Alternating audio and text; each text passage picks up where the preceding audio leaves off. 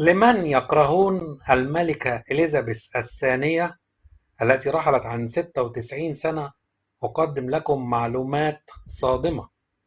الملكة لم تتدخل أبدا وهي ملكة في الصراع العربي الإسرائيلي، وكثيرة هي المواقف الإنسانية في حياة إليزابيث التي كسرت قواعد وبروتوكولات ملكية لإهداء توقيع لطفل أو حضور جنائز غير الملكيين، فضلا عن أعمالها الخيرية الكثيرة جدا.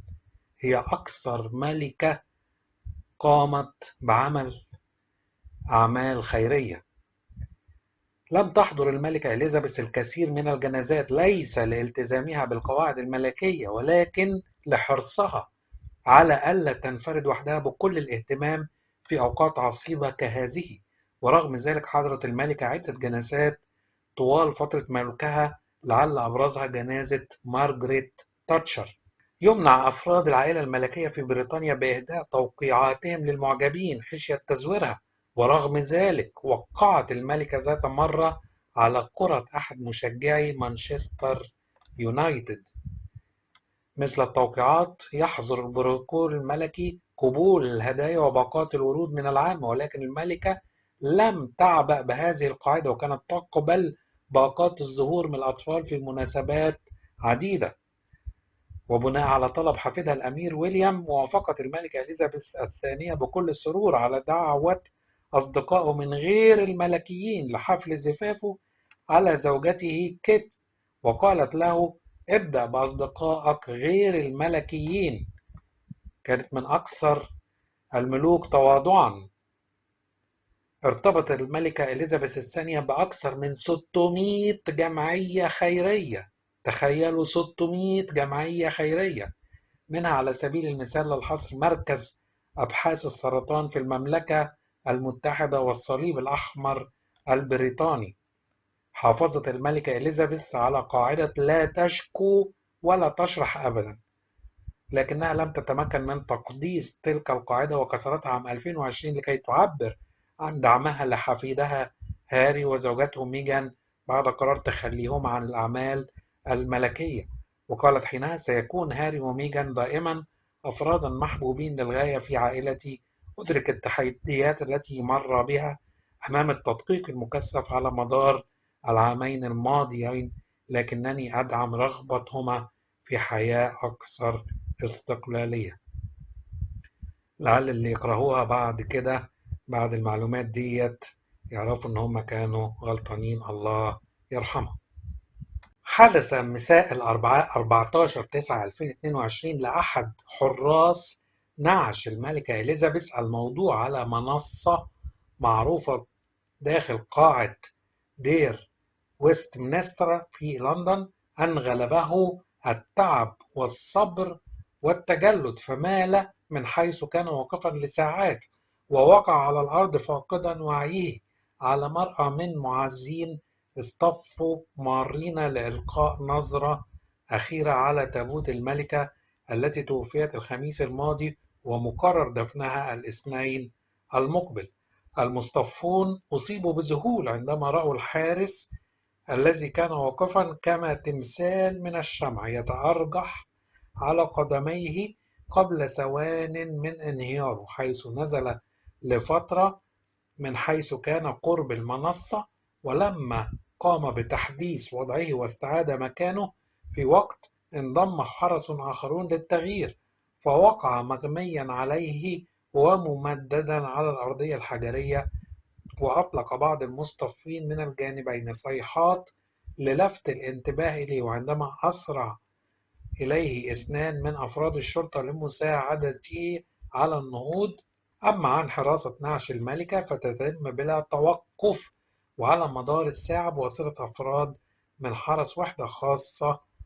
ومن ناحية أخرى، وعن نعش الملكة، وهل الجثث الملكية محنطة؟ ولماذا بطن تابوت الملكة إليزابيث من الرصاص؟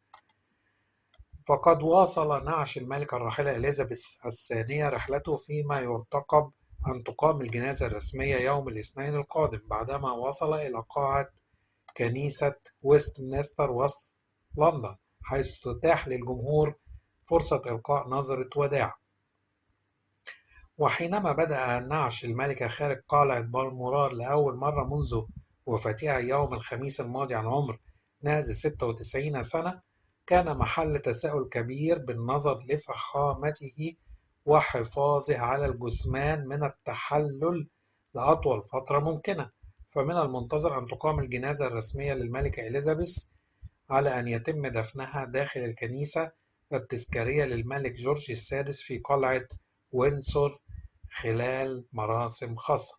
وبحسب صحيفة الميرور البريطانية فإن ترتيبات الجنازة لم تترك للصدفة، إذ جرى الاتفاق على كافة التفاصيل بأوامر من الملكة الراحلة، بداية من ترتيبات النقل إلى التابوت الذي ستوضع فيه ثم الدفن والمشاركون.